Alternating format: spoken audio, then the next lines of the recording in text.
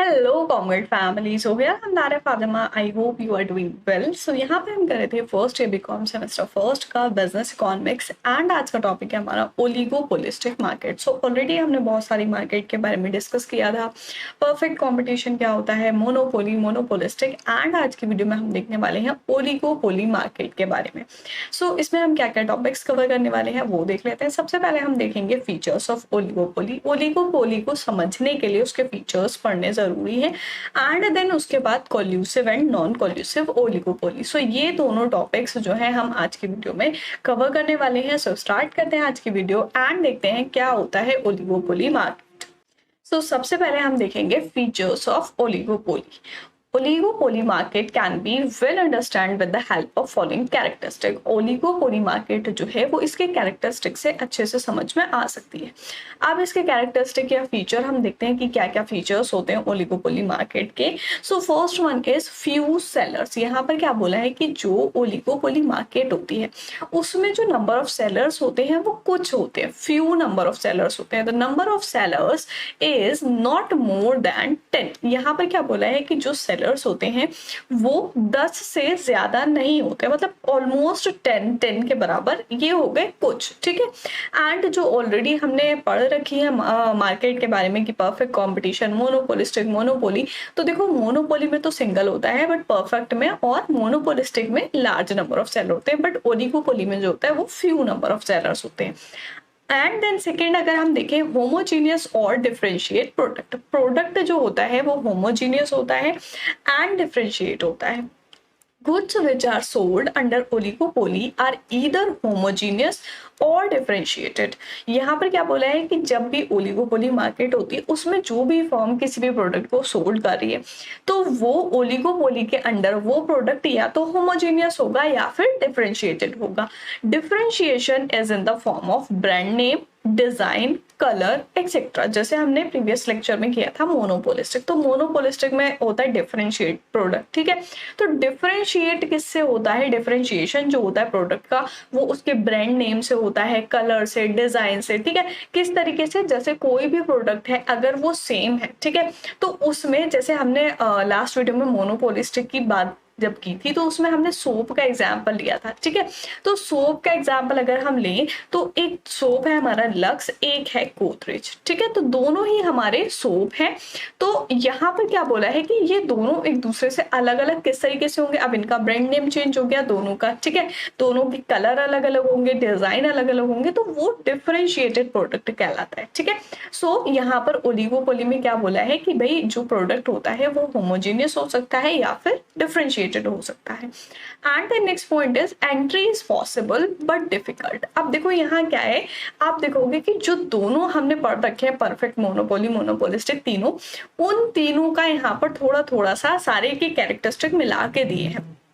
Entry जो होती है मोनोपोली में रेस्ट्रिक्टिव होती है, ठीक है, रेस्ट्रिक्शंस बहुत सारे उसमें होते हैं, एंट्री जो होती है वो पॉसिबल नहीं होती है।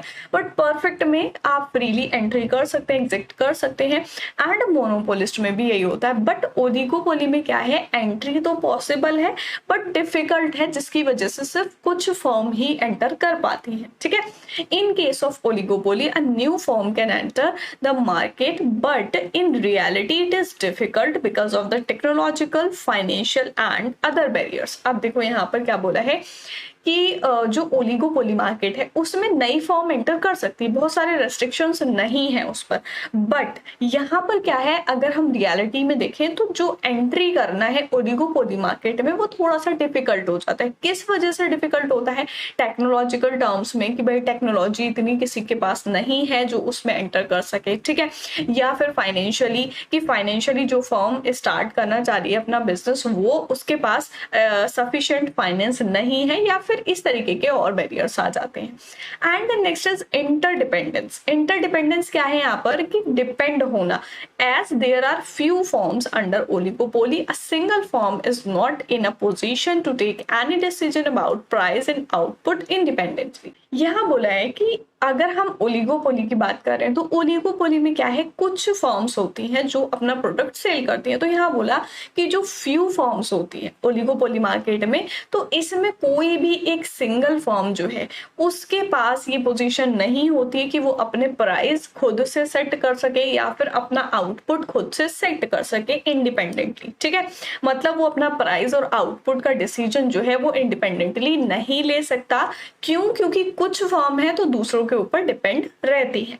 Any decision taken by one firm has a reaction from the rival firms और कॉम्पिटिटिव फर्म्स। अब कोई एक फर्म है वो अगर डिसीजन लेती है, ठीक है, तो उसका जो रिएक्शन है वो दूसरी फर्म की तरफ से आएगा, क्योंकि बहुत ज्यादा फर्म्स नहीं है वहां पर।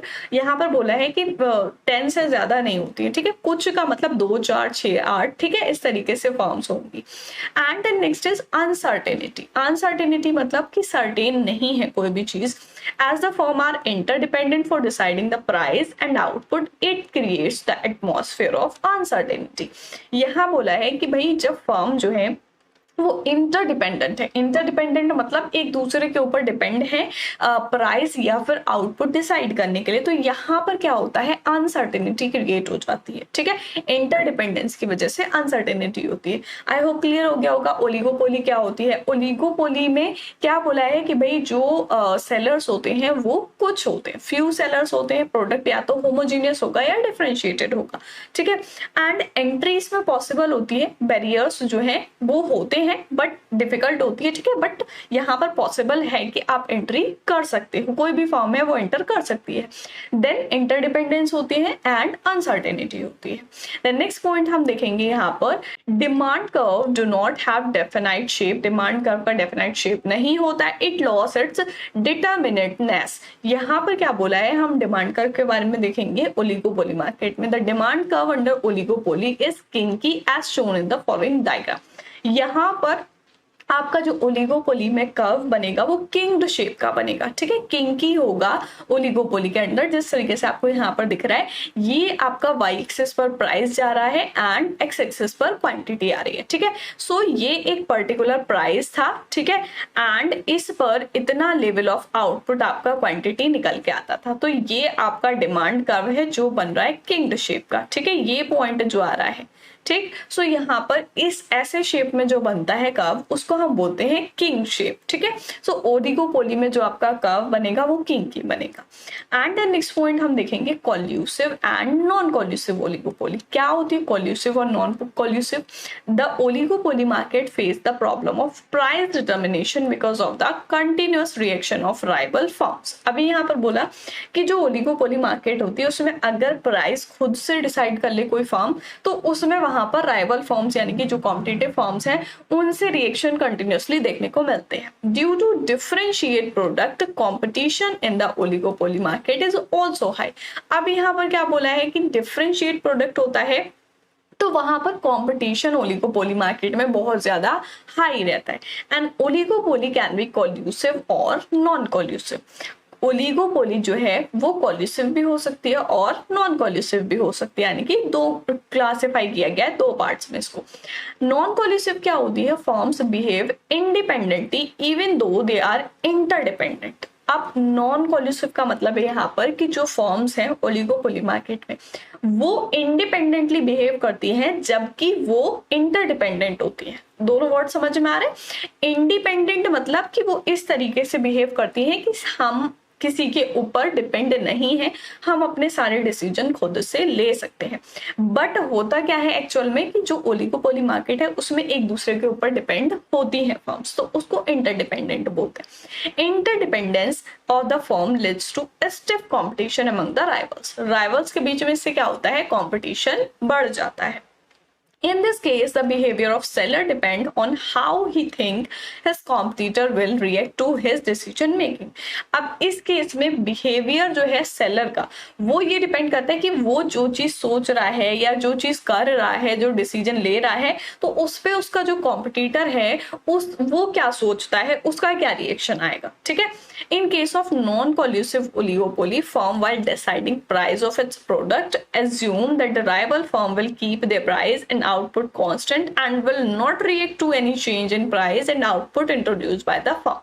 अब देखो यहाँ क्या बोला है कि जो नॉन कोल्यूसिव ओलिगोपोली है उसमें ये बोला कि फर्म जो है वो इंडिपेंडेंटली बिहेव करती है बट वो होती इंटरडिपेंडेंट है। तो यहाँ बोला है कि जब कोई भी एक फर्म है वो अपना प्राइस डिसाइड करे, मान लो यहाँ पर एक फर्म है ए, ठीक है, अब इसने क्या किया, अपना प्राइस खुद से डिसाइड कर लिया, ठीक है, खुद से डिसाइड कर लिया अपने प्रोडक्ट का प्राइस। अब ये क्या मान के खुद से चेंज कर रहा है, खुद से डिसाइड कर रहा है कि भाई जो राइवल फर्म्स है, अब मान लो यहाँ पर मार्केट में दो फर्म और हैं, बी और सी, ठीक है, तो ये एज्यूम करता है कि जो मैं प्राइस में चेंज करूंगा उससे क्या होगा, जो राइवल फर्म्स है वो कुछ भी रिएक्ट नहीं करेंगी, ना ही अपने प्राइस कम करेंगी, ना बढ़ाएंगी, ना अपने आउटपुट को चेंज करेंगी, तो उनकी जो चीजें हैं वो कांस्टेंट रहेंगी। ये मानकर ये फर्म जो है वो अपने जो भी प्रोडक्ट होता है उसके प्राइस में और उसकी क्वांटिटी में चेंज करता है, वो नॉन कोल्यूसिव ओलिगोपोली में होता है, ठीक है।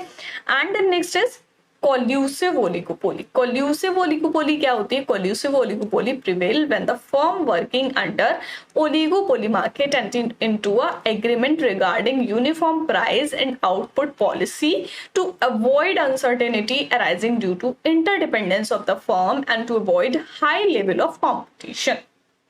दोनों चीजों को अच्छे से अलग अलग करके समझना। कोल्यूसिव ओलिगोपोली में क्या होता है, इस समय कोई भी फर्म है जो ओलिगोपोली मार्केट में वर्क कर रही है, ठीक है, अब वो क्या करती है, एक ऐसे एग्रीमेंट में एंटर करती है जिसमें ये बताया गया होता है कि भाई आपके जो प्राइस है एंड आपके जो आउटपुट है वो कांस्टेंट रहेगा, यूनिफॉर्म रहेगा, उसकी एक पॉलिसी बनाई जाती है, ठीक है, ताकि इंटरडिपेंडेंस की वजह से जो अनसर्टेनिटी होती है उसको अवॉइड कर सके और हाई लेवल कॉम्पिटिशन को कम कर सके, ठीक है। सो ओलिगोपोली में क्या है कि आप अपना खुद से डिसाइड नहीं करते, उसमें एक पॉलिसी है कि भाई आपका प्राइस और जो भी आउटपुट है वो यूनिफॉर्म रहेगा। बट नॉन कोल्यूसिव में क्या होता है, इंटरडिपेंडेंटली फर्म जो है वो वर्क करती है। द एग्रीमेंट में ईदर बी फॉर्मल, ओपन और टैसिट। यहाँ पर बोला है कि एग्रीमेंट जो है, यहाँ बोला ना कि एग्रीमेंट होता है, ठीक है, अब वो एग्रीमेंट जो है या तो फॉर्मल भी हो सकता है यानी कि ओपन, ठीक है, एंड सीक्रेट भी हो सकता है। As a open agreement to form monopolies are illegal in the most of the countries, agreement between the oligopolists are taken। अब यहाँ बोला है कि भाई जो ओपन एग्रीमेंट होते हैं, जैसे कोई भी कंट्री है उसमें जो ओपन एग्रीमेंट होते हैं उसको इलीगल माना जाता है, ठीक है, ज्यादातर कंट्रीज में यहाँ बोला है कि उसको इलीगल माना जाता है, इसलिए जो ओलिगोपोलिस्ट के बीच में एग्रीमेंट्स होते हैं वो ज्यादातर सीक्रेट रहते हैं, ठीक है, उनको हम टेकेट बोलते हैं। तो यहाँ पर दो टाइप के आपको एग्रीमेंट बता दिए एंड ज्यादातर क्या होता है, सीक्रेट एग्रीमेंट होते हैं। Collusive are two types, collusive के जो होते हैं वो दो टाइप होते हैं, first one is cartel and second one is price leadership. And the next point हम देखेंगे non collusive model are discuss below. Non collusive जो मॉडल है वो किस तरीके से बनता है, price rigidity kinked demand curve model. Non collusive oligopoly model kinked की डिमांड कर्व मॉडल और किंग डिमांड कर्व हाइपोथेसिस। यहाँ पर बोला है कि आपका जो शेप बनेगा वो कैसा बनेगा, किंग की बनेगा, किंग्ड शेप बनेगा। सो यहाँ पर आप देखोगे कि प्राइस इस तरीके से जा रहा है वाई एक्सेस पर और क्वांटिटी एक्स एक्सेस पर। यहाँ पर एक पर्टिकुलर प्राइस है एंड उस पर आपकी क्वांटिटी डिमांड ये थी, ठीक है। सो यहाँ पर ये आपका डिमांड कर्व है एंड ये सेकेंड वाला डिमांड कर्व है, ठीक है। सो ये पॉइंट आपका बन के आ जाएगा, इस तरीके से कर्व आपका नॉन कोल्यूसिव में बनेगा, ठीक है। नॉन कोल्यूसिव का हो गया and then collusive oligopoly model. Collusive oligopoly model क्या है, in case of oligopoly there is interdependence of the firm and there is also uncertainty. Interdependence होती है और इंटरडिपेंडेंस की वजह से अनसर्टेनिटी होती है। अनसर्टेनिटी का मतलब भाई कि कोई भी चीज सर्टेन नहीं है, पता नहीं है किसी भी चीज का कब क्या हो जाए, ठीक है, तो वो इंटरडिपेंडेंस की वजह से होती है क्योंकि फर्म्स जो होती है वो एक दूसरे के ऊपर डिपेंड होती है।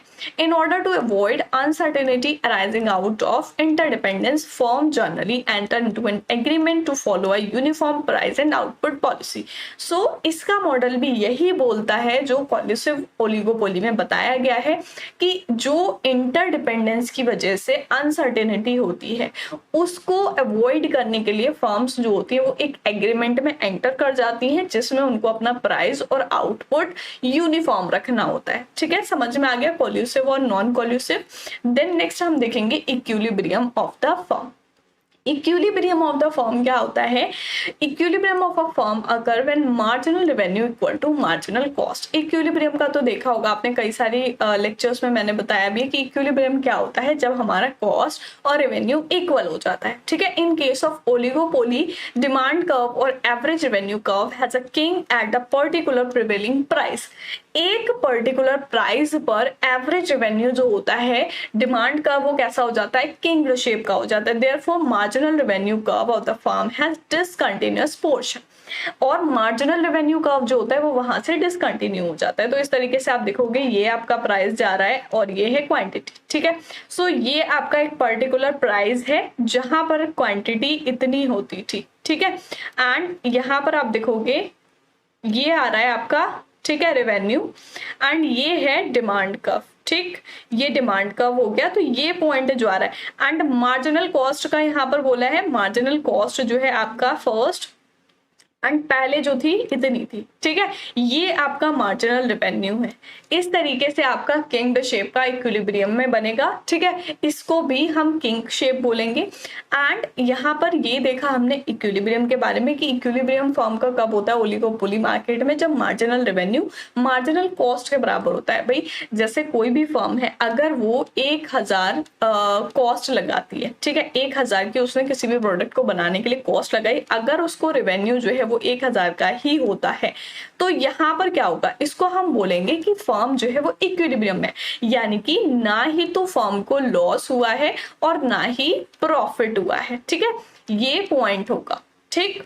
एंड जब क्या होगा, कॉस्ट जो है वो कम हो जाएगी, रेवेन्यू ज्यादा हो जाएगा तो प्रॉफिट होगा, और कॉस्ट ज्यादा होगी, रेवेन्यू कम होगा तो लॉस होगा, ठीक है। तो ये होता है हमारा इक्विलिब्रियम। आई होप क्लियर हो गया होगा सारी चीजें कि कॉल्यूसिव और नॉन कॉल्यूसिव में क्या डिफरेंस होता है और ओलिगोपोली मार्केट क्या होती है। सो आज की वीडियो में हमने देखा ओलिगोपोलिस्टिक मार्केट के बारे में, जिसमें हमने सबसे पहले देखे फीचर्स क्या होते हैं, एंड देन डिमांड कर्व किस तरीके से बनता है ओलिगोपोली मार्केट में, कॉल्यूसिव और नॉन कॉल्यूसिव ओलिगोपोली क्या होती है, देन उसके मॉडल्स क्या होते हैं, and lastly equilibrium of a firm under oligopoly market. So I hope सारी चीजें अच्छे से क्लियर हो गई होंगी। नेक्स्ट वीडियो में करेंगे हम नेक्स्ट टॉपिक। सो मिलते हैं नेक्स्ट वीडियो में, तब तक के लिए गुड बाय।